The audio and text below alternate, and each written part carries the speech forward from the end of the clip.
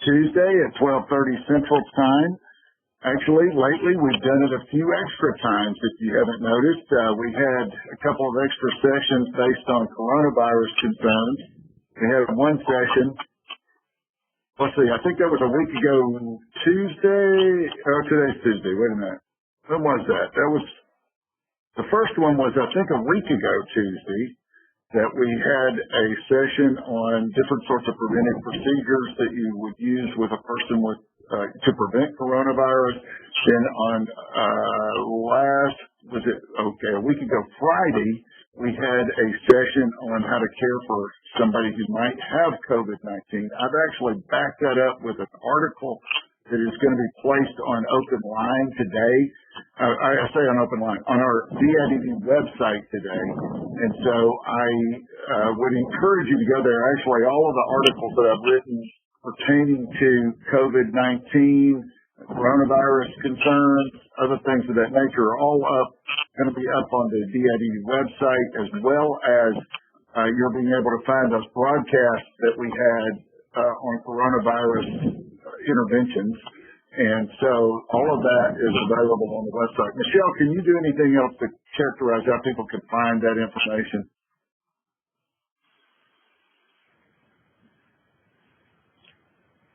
Sorry, I have to mute myself. I just, under the DIDD website for clinical services, there is a clinical consultation network tab. And if you scroll to the bottom of that page, there are recordings available, and they are separated by discipline.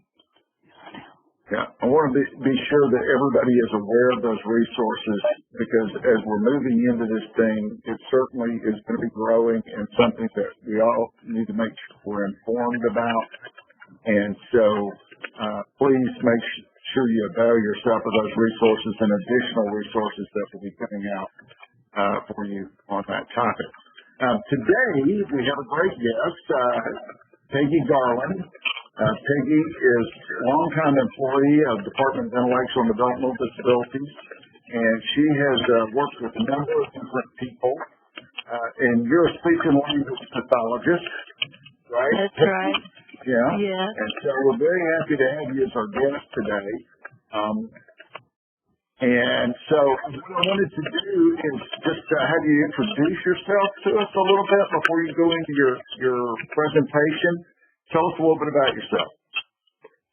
Okay. Well, I am a speech language pathologist. I've worked since, I hate to date myself, 1990 in this field, and I've worked in hospitals, rehabs, nursing homes, school systems, and I've worked for the state for 21 years so far. Okay. Well, that is, yeah, go ahead. And that's about, I've worked with a lot of different people and a lot of different diagnoses.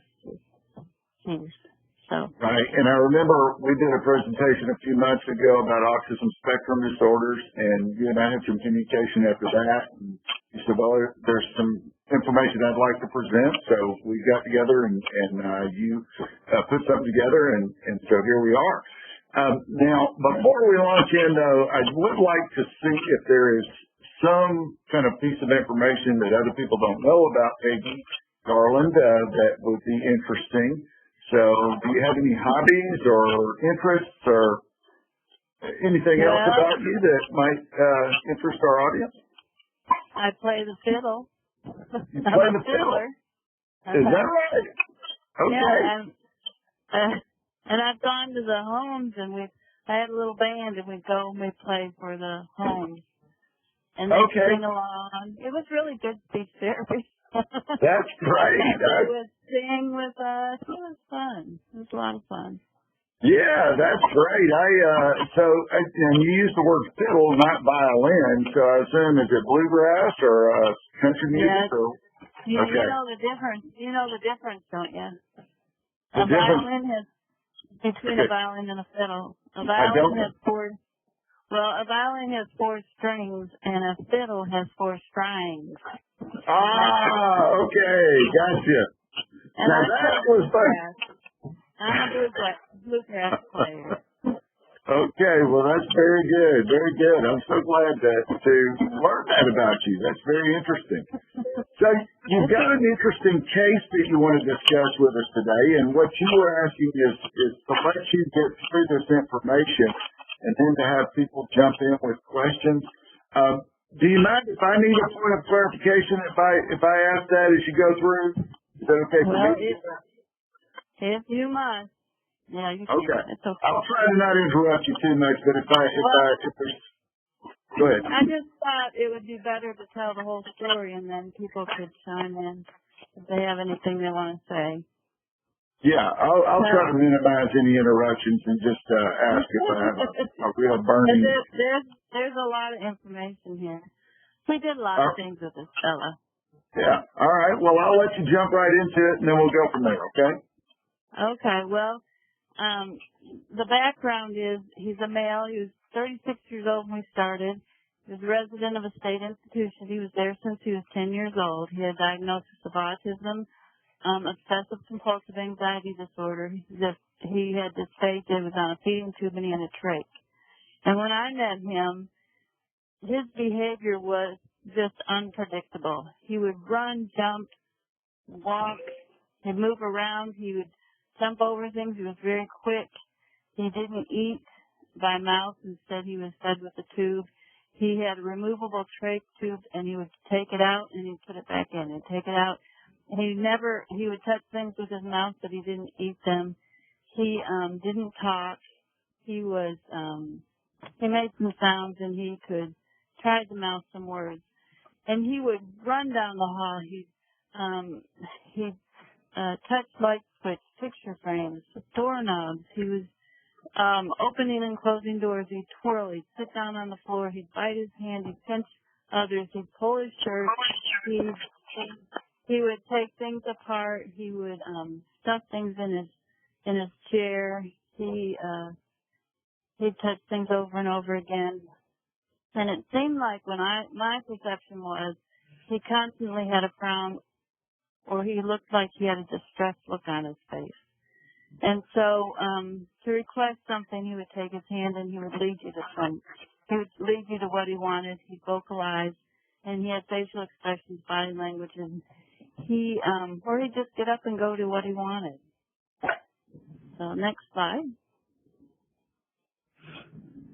You have to give me the next one, Michelle. Hello? Are you there?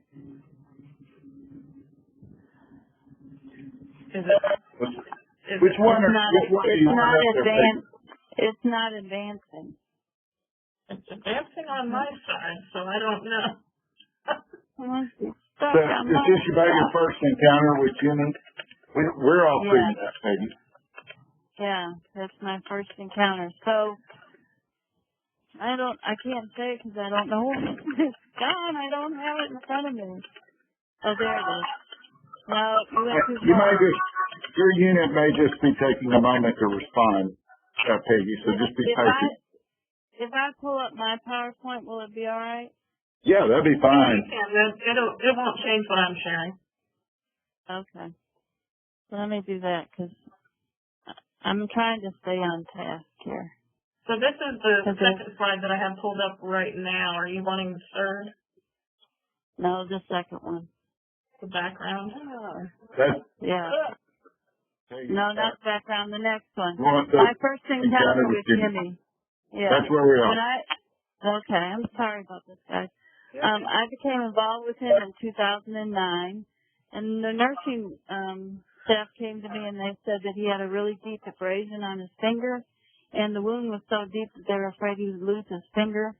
So the medical staff thought maybe some communication behavioral intervention might help him so that his finger could heal. And it appeared that it was because of his OCD disorder. So this is what Jimmy would do. He'd gather small things like dominoes, and he'd continually put his hand in and out of his pocket. And eventually a cut formed on his finger. And because he was so obsessed with these dominoes, the cut became deeper and deeper, and it was becoming very concerning. So, and when I was first met him, he had one-on-one staff at all times. So I was afraid to do Peggy, if I can just ask for one point of clarification there. So you're saying that he was getting a behavioral intervention. Was it to get him to quit playing with the dominoes so obsessively? Right. Okay. Right. We had to come up with something to stop him from being so obsessed with his dominoes.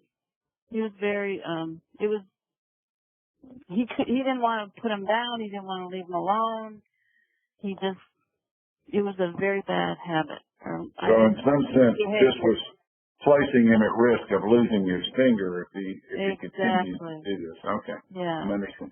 Thank you. So when I first started working with him, he was so unpredictable. I was afraid to be with him by myself. I was afraid he'd hurt me. I wouldn't hurt him, but he'd get away from me. I just didn't know him. So I always had somebody with me at all times when I went in to try to work with him. And the team came up with giving him something larger to manipulate and to give him pants that didn't have pockets. And they gave him a mitt to place on his hands. Actually, 2 mitts to place on his hands and the arm splint so that he didn't get at it. But if he wanted to, he could take it off, so it wasn't a restraint.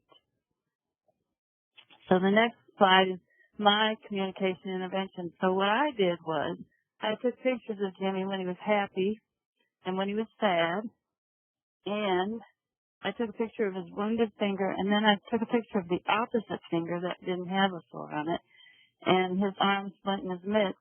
And I made a short book with white paper and black and white cut out photos, and I laminated the book, and then I put sentences, 1 to 2 sentences under each photo, and put it in using Jimmy's name, and I'll show you the book in a minute. And when he was calm, we would read the book exactly as it was written, and Jimmy wore the mitts really without any problem, and we gave him magazines to look at instead of dominoes, and eventually his finger healed. And the next slide shows a picture of the first page of the book and then the last page of the book. And you can see the distressed look on his face and his finger, and then the happy expression. So they would read this book and try to explain why he was wearing the mitts and to help, and why he didn't have his dominoes. And so eventually his finger did heal.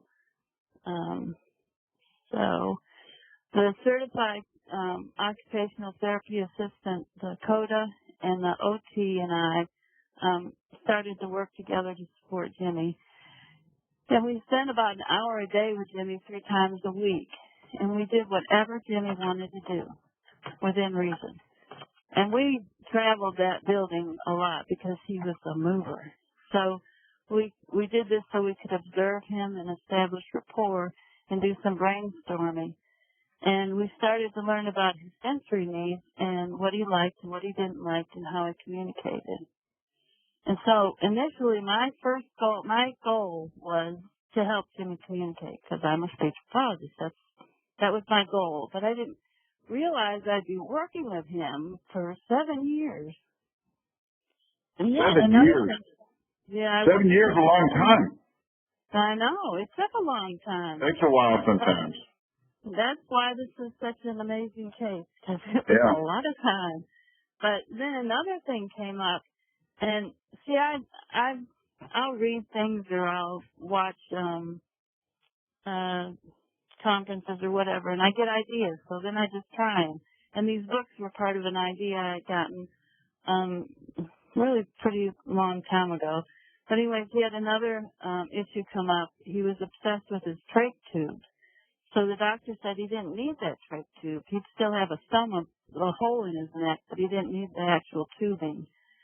So, but he was so obsessed with taking it in and taking it out that we were concerned that if we took it away, he wouldn't like that at all. So my intervention was I made another book. And I took pictures of Jimmy's neck with his trach and a happy expression on his face, the doctor writing it on paper and smiling, and I took a picture of his favorite nurse and the trash can. And at the time I used yellow paper because I read about yellow was a better color. And once again, the pictures were black and white and they were cut out so that there was no background that he could fixate on. He would just see the picture that he needed to see. And we wrote short sentences underneath the photos in bold black print, and I wrote it in first person. And this is the picture. This is the book. It was called Goodbye Trach. And it says, look at my neck. This is my trach. My trach is in my neck. Dr. Ahmed wrote on paper, it's time to take out my trach. Martha, the nurse, threw my trach in the trash can. And so we read, and it said, Dr. Ahmed is happy. Goodbye trach. I'm happy. Goodbye trach. And so the results were after we read. So let me make sure I understand that, Peggy. That reminds me. So would you call that a social story, basically, that you were creating surrounding that, or do you have a different name for that? Well, I think it was just an informative story for him to understand what was going to happen. Right. And so we would read this. Well, I'm sorry. No, that's okay. Go ahead. You would read it too. We'd read this book to him a couple of times over a few days, and then then Jimmy took out his trach. He gave it to Martha, his favorite nurse, and she threw it in the trash. And Jimmy smiled and he just walked away. And he never went back to the trash to get the trach. So that told me that pictures probably do work with him. And in the meantime, we just for a second, Peggy, just to make sure our audience, because I don't know if everybody has ever worked with somebody with a trach before. Could we go back to those pictures from the book just for a minute, just so people can maybe linger on those just for a second? So he had this inserted, and you came to the conclusion he didn't need this anymore, so you made this story up. So this is the device that he had, though, was, this trach with a tube sticking out of his neck. And so your concern was he was going to miss that thing. And, a lot of people with autism spectrum disorders respond not that well to changes in their life. So this was a way you were instituting change and helping him feel more comfortable with it. It helped him transition. I mean, he had to understand what was going to happen. And I think he was bright enough to be able to get it. And he did, because they threw it away and he was fine. So it sounds like by the time you got done with all that, he was ready to let it go himself. He just gave it to you. Yeah. I don't think he wanted to be obsessed with it. I think instead of him owning it, it owned him, and he wanted to get rid of it. Really interesting way to put that. So in the meantime, we discovered that he had a lot of significant sensory needs, which you could tell by the way he was when I first met him. He was wild. He was just wild. So we continued to do whatever he wanted to do, and we observed his sensory-seeking behavior and communication. And because I worked for the state and I could work with people, not who I wanted, but who needed it, we worked with him for 3 years to learn about his likes, dislikes, mannerisms, how he responded to different environments and people, and we established rapport with him. It took a long time for me to do this, and I think it took a long time for Jimmy to feel comfortable, And we realized he needed routines. We identified those staff members that were most comfortable and interested and willing to help Jimmy with his therapy interventions. And many interventions we tried, we tried a lot of different things. Some things failed and other things proved to be helpful. And the CODA and I really worked a lot with the CODA. And I tried to create tasks and activities that would help meet his sensory needs. Now, of course, the OT was behind the CODA, so she would give us input, and then the CODA would do it. And we would even sing to Jimmy. We did a lot of things with Jimmy. So, and I've always said this, anytime I've worked with anybody with autism, I believe sincerely that meeting sensory needs comes first. I don't think they can focus until you meet their sensory needs. And so, it appeared that if we could help Jimmy feel more comfortable in his own skin, then we could start working on attending, focusing, and building self-esteem. So we looked at proprioceptive, which is the touching, pushing, pulling, vestibular movement, auditory stimulation, sensory, visual, and taste. And he needed proprioceptive input. He needed firm touch, he needed pushing, and he needed pulling. So we found out that he liked to ride a bike. He loved his bike. So, And Peggy, if you don't mind my asking just for a second, so how did you come to the conclusion that proprioceptive was the primary sensory need that he had? because he would push on things, and he'd slam doors, and he would, just watching his behavior, we could tell he needed something firm. He wasn't comfortable with his shirt. He'd pull it off and he'd put it on, and so we thought the OT, of course, was big on the sensory stuff. So I've made books throughout our time with him because I saw that really did help him. Right. And this is a part of one of the books. It says, "I like it when you help me fasten my straps." He liked things that hugged him. He liked things, the pressure against his body. And he liked to push on things. So the pedals on a bike were perfect. And the handlebars, because you have to apply pressure. He liked wearing his helmet. You never had to tell him to put it on. He liked his helmet tight on his head. And he liked his seatbelt. And then just take one picture. He has this blue thing around his waist. That was the best binder we could find at the time. It was really weighted, I think. And we wrapped it around his trunk, and he liked that. Is that on the middle picture that you're talking? Oh, no, you're talking about on the far right The last picture. one. Yeah, right. Yeah. Right. I see. So the next slide, some more sensory input was, we gave him a backpack, and since he had a feeding tube, the people at the wheelchair workshop were really good to help me make things. They made all kinds of things for me, but they made a way that his feeding tube, his feeding pump, and his formula could fit in his backpack, which wasn't always the greatest because sometimes it leaked, but it gave him weight, and he could carry around his feeding tube or his feeding pump, and he could go places. He was mobile. He didn't have to be attached to a pole. So he liked carrying that, and he liked carrying heavy things like the trash. He liked to do that, and he liked to do his laundry. And he liked to stay in the door on the washers and dryers. Yeah. Proprioceptive. Yeah, I just want to notice something about these pictures. So I assume this is sometime after you began working with him, right? Right. Yeah. I didn't really start making these books until 2012, which was about 3 years after. Okay. Because I had to learn about him. I didn't know. We didn't know. We tried all kinds of things. And we If I go back to the earlier pictures, and maybe there's an alternative explanation for this, but he did not look as bright as he looks in these pictures. I can see the hint of a smile on his face there in the upper right picture, and then he looks like he's really smiling there with putting laundry into the washing machine. Was that a noticeable difference that you saw, or was it not just?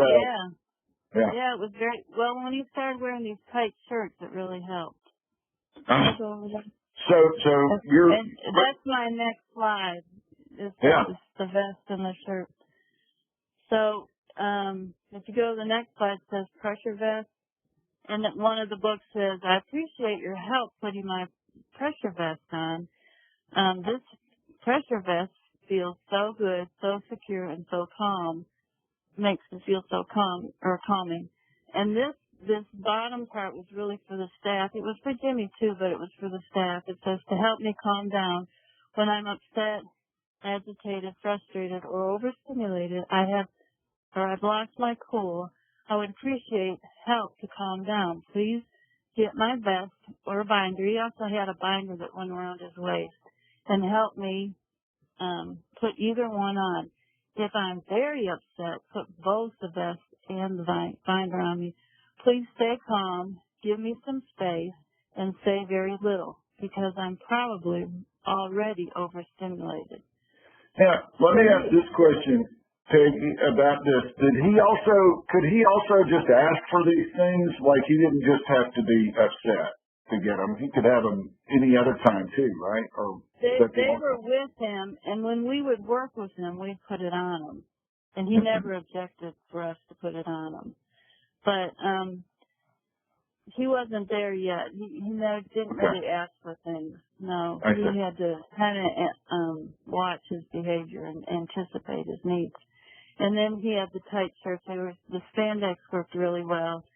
And in one of his books it says, I can dress myself. See, I did everything in first person. Each day I wear one of these tight shirts so that I could inform the staff of what he's supposed to do. Not only Jimmy, but the staff. So, and then, his vestibular needs, is that movement. He needed movement. And you could tell because he'd run everywhere. He needed that input. So he had a swing that he eventually got. This is the one he got later on at the top, the picture of him in the white swing. They put it in his bedroom, and every morning the staff that knew him really well said that he would get out of bed and he'd go to swing with his blanket, and he'd sit there for a little bit, and then he'd start his day. And that I guess that just helped his day start. And he had a swing at the campsite. He had swings there were a lot of swings that he could swing at. And he liked riding in the van. He liked rocking in his rocking chair. And, of course, riding his bike. And that all gave him movement. So then the auditory, which is the next slide, he needed modifications for auditory because, well, he was very evident if you talked to him really fast or if you didn't. So this is what we came up with. He preferred a quiet environment. He liked to sit where he could see and hear everything. He liked to sit against the wall. I mean, in a chair, but against the wall so he could see what was going on. And we learned that we needed to speak to him in just few words at a time and use pausing. That seemed to really help him to catch what you were trying to say. So, like I wrote it here, at times, a few words at a time by pausing, often between your words. You just had to pause. You didn't have to slow down. And we needed to use words that were concrete because it's known that people with autism, they don't understand abstract things. So if they can picture it, they understand it better. So the words you use are really important. So, for example, we'd say the swing. Do you like the swing? Instead of, is that something you like? He probably couldn't understand that very well. He preferred to be talked to with a calm, non-threatening voice. It was very important to tell him something one time and then wait, sometimes up to 3 minutes. And a picture always helped. That was always helpful. And if we were talking about something real familiar, like going to the bathroom or anything like that, you didn't have to slow that down. You didn't have to pause. He got that. Peggy, if I can just make a quick comment, this seems like something that's so important for people to understand because, typically we're used to the way we typically communicate with other people. And, we may think, well, we've been quite clear in what we've said and that someone should be responding to that. But what you're pointing out here is that someone like Jimmy might need you to communicate a little bit slower, a little bit more, where they can pick up every word and start, getting their executive functioning going with this before they're able to actually respond. And, waiting 3 minutes, it's not a very long time, but it seems like a long time if you think you've been clear about what you said.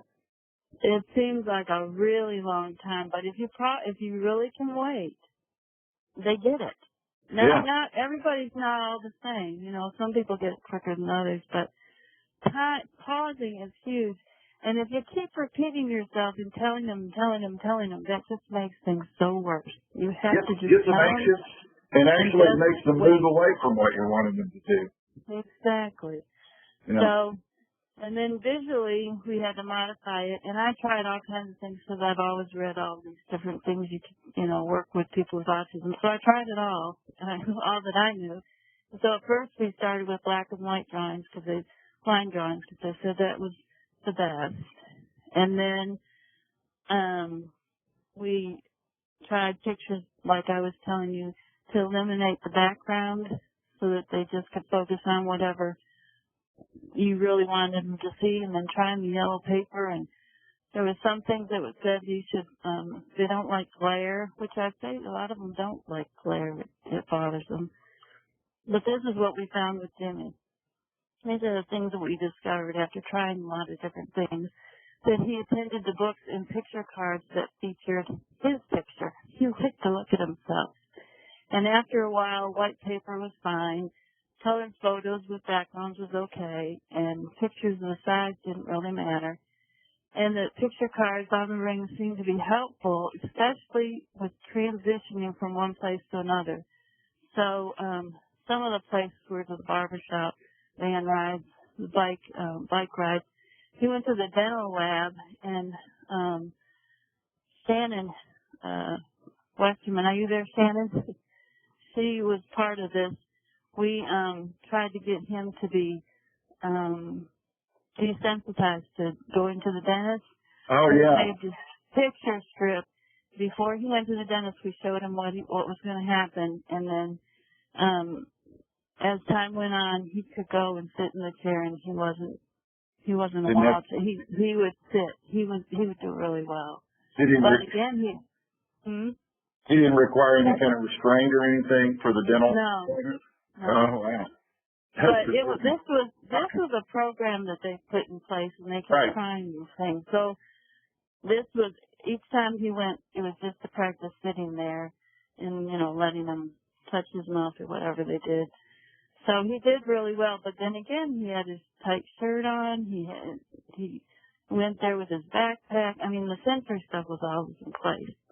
And then going to the hospital, I went with him several times, and I would show him the picture of the actual hospital and in the waiting room, and I would tell him where he was going, and it worked. But you had to wait. You had to wait till he understood what you were saying. So that was pretty good. So there was instructions on the ring of pictures, and this was for the staff, and it said, we are going to one of these places. If he was going to one of these places, the staff were to show him the picture of where he was going. Tell him once as you show him the picture. Then even if Jimmy just glances at the picture, and I think this is really important, they don't have to stare at it. You don't have to look at something and, really look at it. You can just glance at it and see it. So even if he glanced at the picture, it was good. And give Jimmy a few minutes to let his brain process what's going to happen. And you can show him the picture a couple times more as you're going. Yeah. Hey, I want to go back to a little bit of something, just a quick question here, because you had mentioned that you tried some line drawings and they didn't work as well with him. But I'm wondering. I don't think it matters. It didn't matter. It didn't matter. Okay. Mm-hmm. Do you find a differential on that? Pardon me? Do you find that people differentially respond to personal photographs versus line drawings any differently? Well, I think so. I think most of them like to look at themselves, though. They like to see themselves. Mm-hmm. That's what I've discovered. Yeah. And then, as far as his mouth and his taste, they took the trach out, but he still had the hole, the stoma there, and he still had his feeding tube. And so we did a swallow study to see if he could eat, because proprioceptives can be in your mouth too, with the pressure of biting on something, chewing something. And we found that he could chew things, and that texture was okay. So we gave him, he could have a texture diet at that time, and neck of thick liquids. And we slowly introduced food to him. And I'm not real sure about smell, because when you have a trach, a lot of times you don't smell well. So now, the next slide is, now that he became, now that he started focusing on things and he was attending and he was doing things because we had these sensory things in place, we started to try to build his self-esteem and build some confidence in him so that he'd feel better about himself. And so we provided shoebox task models. Are you familiar with shoebox model? I don't think so. Can you explain a little bit about that? Well, there's a facility in Asheville, and it's the people that work there have autism. And I put the website on there if people want more information about it. They the whole thing, their whole goal is for independence and to give people a sense of accomplishment. And it also teaches them how to do things. So what it is what I did, let me just tell you this real quick. What I did is I made a short book that showed Jimmy and his staff how well he could do things, how well he could focus. And on this picture here, it says, I like to do things, putting strings through holes, putting clips and clothespins on things, putting labels on paper, putting things in envelopes. We had him doing all kinds of tasks. Yeah. To show him that he could learn. He could sit there and he could learn. But the biggest thing about shoebox tasking, it's called the teach model, I believe. Right. There's a beginning, there's a middle, and there's an end. And this company makes tasks, and they make them so that there's a beginning, a middle, and an end.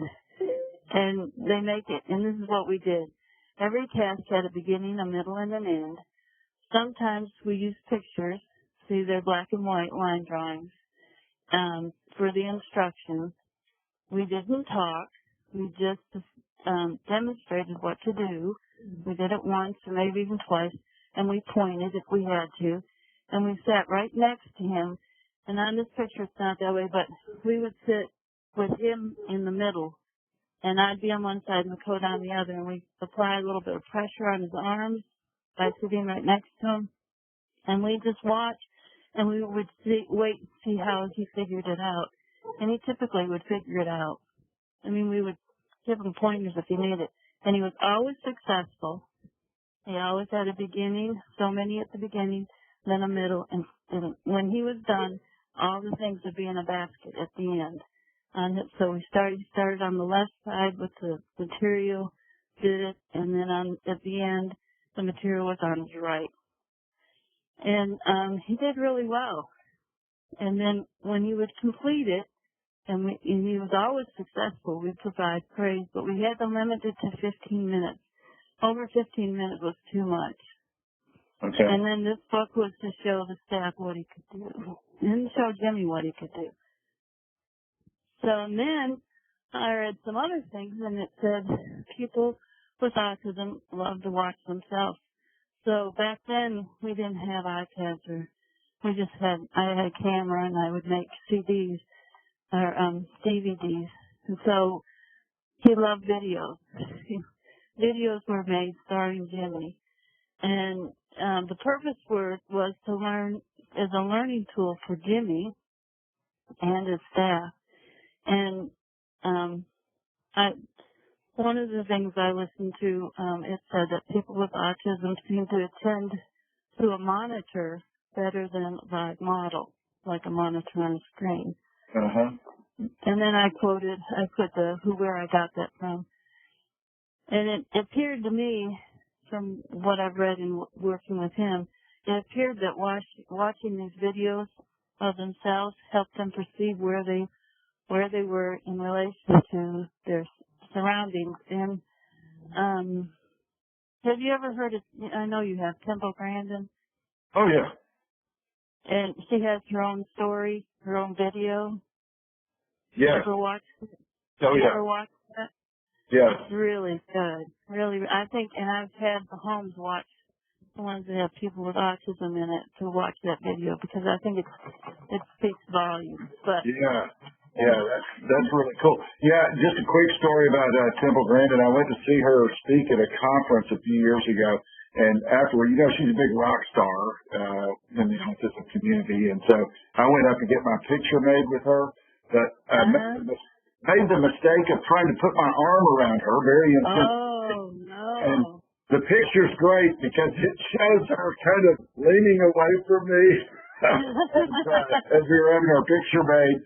Really a great picture, though, to illustrate exactly some of the things you've been talking about with regard to sensory. Yeah. Well, it seems that the whole thing of spatial orientation, that's a sensory issue. Where you are in space. So by looking at a video of yourself, you can see where you are in the surrounding and what's going on. It's almost like you're removed from it, but you're there. You see what I'm saying? Yeah. And I've found a lot of people like to look at the mirror, like to look at themselves. And I think it's because they can see what's around them. And they have a better sense of where they are. More perspective. Gotcha. So this is another page in one of his books. It says, I have a video of myself doing different things. Getting a haircut at the barbershop, doing tasks with Peggy and Rocky, riding my bike outside, making my bed. And it's a really good way for people to learn how to do things. They watch themselves do a task. And the videos were kept in a basket next to his TV, and I did that so the staff would know that. And then here's Jimmy at the barbershop. He likes to go to the barbershop. At first we had to chase him around the barbershop. But as time went on, he would come in and he'd even sit and wait for his time to get in the chair.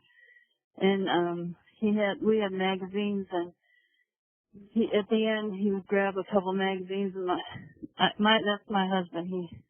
We own a barber shop. Oh, so he's the barber, okay. So he's the barber, so he couldn't say no. He had to let Jimmy come and get his hair cut, and we gave it to him free. So we give him we'd take the money out of the drawer and give it to Jimmy, and then Jimmy would give it to the barber. Oh, so okay. he could pay him.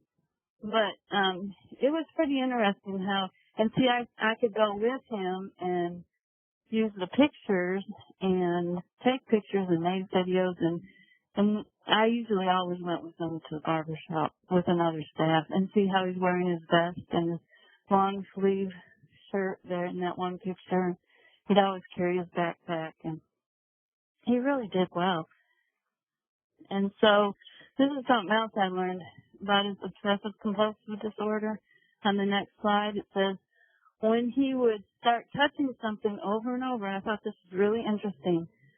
I found that if we would put our hand over that item, whether it's light switch or whatever it was, and calmly but firmly say, I've got it, and just say it once and wait, it seemed to help him stop obsessing on it because I had it, because we had it. He didn't have to do it. So, and it seemed to work. I mean, he might touch it one or two more times, and then he quit. But, so the book's on here's the picture of doing that, and it says, very often I tend to get stuck on touching things over and over again. If I get stuck touching something over and over again, just put your hand on the object and say, I've got it. And it helps me to let go because I see you have it. And I thought that was really interesting. Yeah. Okay. He could do that. Great discovery. And then we labeled his dressers because he would become so obsessed on something. After about 5 minutes, he'd have an item, and it was okay. Like I was saying, he owned it, and then all of a sudden, then it was like it owned him, and he couldn't stop. He couldn't let go. So what we did was we labeled his dresser, and it helped him and the staff organize his things. And we used the black and white drawings for that thing. And he needed to know where his things were, and to help prevent him from obsessing on things, when an item became really obsessive, Jimmy would have a terrible look on it, distressed look on his face, and sometimes he'd try to destroy the item because he couldn't stop. So this is what we found.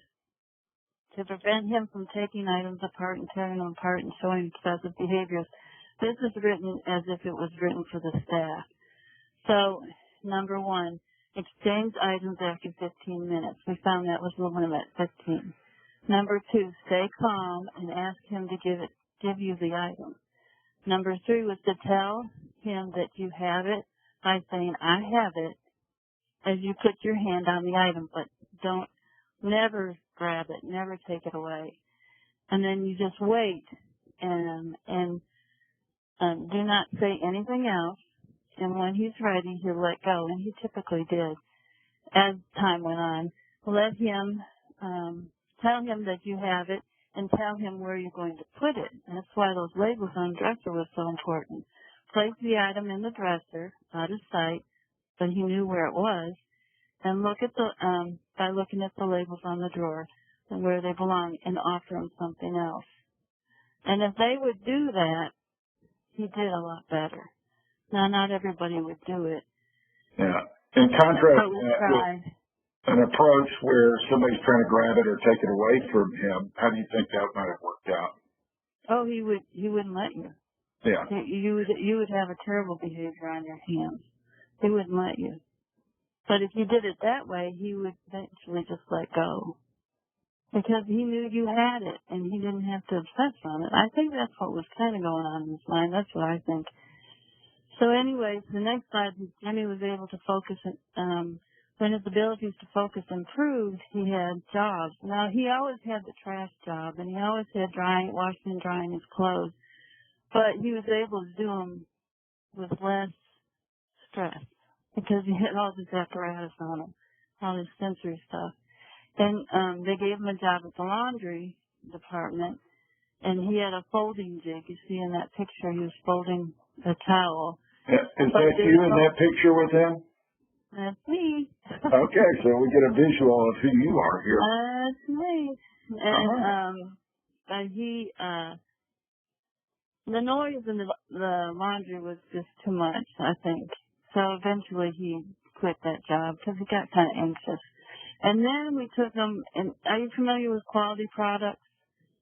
It was I'm a not contract. Sure. They did contract work. Okay. Over there. And so because we did all those shoebox tasks, which really we never purchased the shoebox tasks, we always made our own. But we won't tell. But I think they're a great thing, and I think if you could have purchased them, that would be a great thing. But he needed it was quiet at Quality Products, and the station was supposed to be set up before he arrived, and he would have a beginning, a middle, and an end. So we had the test at the beginning, and then the middle there was nothing, and then the end he would have a basket, and that was where his end products would go. And he worked there with minimum cues.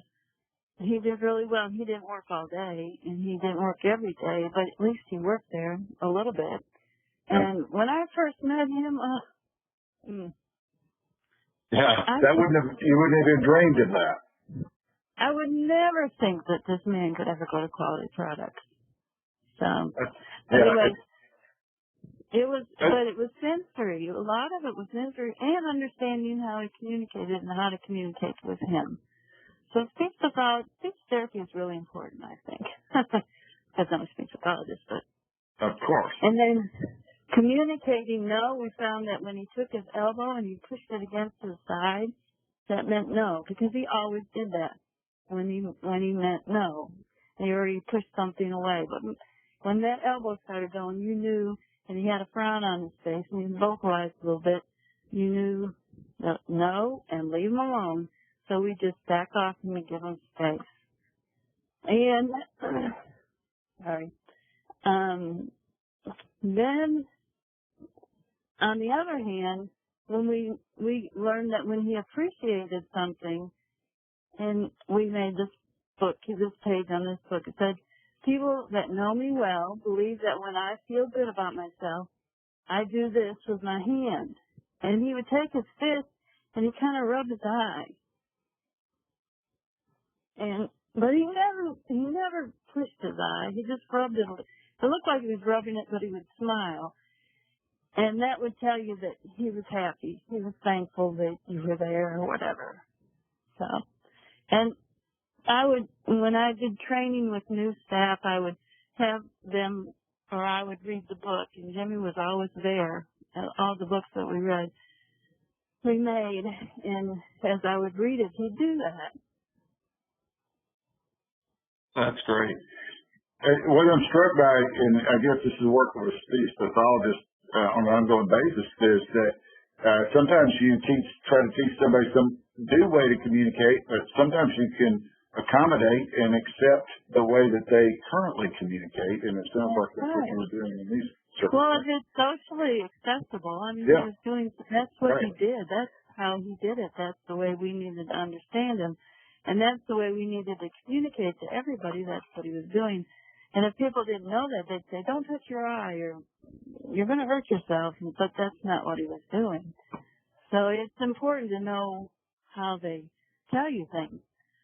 So by the end, I had made several books, and each book had about 4 to 5 pages, and it was always written in first person. And the purpose of the books, the books were to be read to him, but they were used as a training tool for the staff and to build confidence. It was a confidence builder for Jimmy because he could see all the things he could do. And these are a lot of the books that I made. That's great. And we tried to keep nursing involved and the staff, but mainly it was Dakota and the OT kind of in the background. She'd come in every once in a while, and me, and we'd have sessions. Each session, Dakota and I pretty much worked together, and we did it for about 7 years. And the behavior analyst was informed, but that person really wasn't involved other than Shannon with the dental lab. Oh, yeah, with okay. The dental lab. Yeah, with the dental lab. We worked with her and somebody else. They came up with a plan. And then, and this is what I found. There were a couple staff that were willing to follow through with the ideas. But it was really hard. A really difficult aspect of treatment was getting people to support what you did. Yeah. And that's why I made those books. It was so hard. It was almost like people had a preconceived idea of what he was, and they couldn't see him any other way. You know what I'm saying? Yeah. But so each year that we worked with him, he became more predictable and more communicative. And he learned that the weighted backpack was good. He would go and get his weighted backpack. And he welcomed wearing his pressure vest. He didn't ever go get it, but he appreciated it, I believe. He appreciated his books and his pictures and his videos. And I think he really appreciated the extra time people gave him to process information. I think that is a huge thing. We have to pause. We have to wait on these people. And one year the staff voted Jimmy the most improved person in their home. And he received an award, and he went and accepted it. It was really good. And so that's the end. Now I can answer the question. Yeah, let's quickly see if anybody has any questions they want to ask. I do want to tell you how much I appreciate this presentation because that was fantastic. I think you went through every possible intervention that you might use to try to help him, and obviously it made a big difference. And it did make a difference. One of the things I love about what you did there is the way that you tried to understand his language, and that you tried to figure out ways to communicate with him. In fact, I was really impressed with the detail that you went into about trying to find a background for the pictures that you were putting on there that was going to be appealing to him. I mean, yeah. I think a lot of times people don't think about those little details, but how important they might be in making something successful. That's why you need a speech pathologist. Well, that's me. excellent. Excellent. That's my job. I just do my job. Yeah, well, this has been just a great illustration of how a speech and language pathologist contributes to the interdisciplinary team in a very strong way. And I appreciate you so much for doing that. Were there any questions? Did anybody want to come on and ask a question? Well, again, Peggy, I want to thank you so much for being here with us today. You're welcome. You've been a great guest, and I appreciate everyone else being with us today and for this installment of the Clinical Consultation Network. Yes, everything that we're doing right now, everything that we're doing right now is not about the coronavirus. Let's put it that way. And so we will persist with our real jobs here. And so I appreciate all of you being here. And we do this every Tuesday at 12:30 Central Time.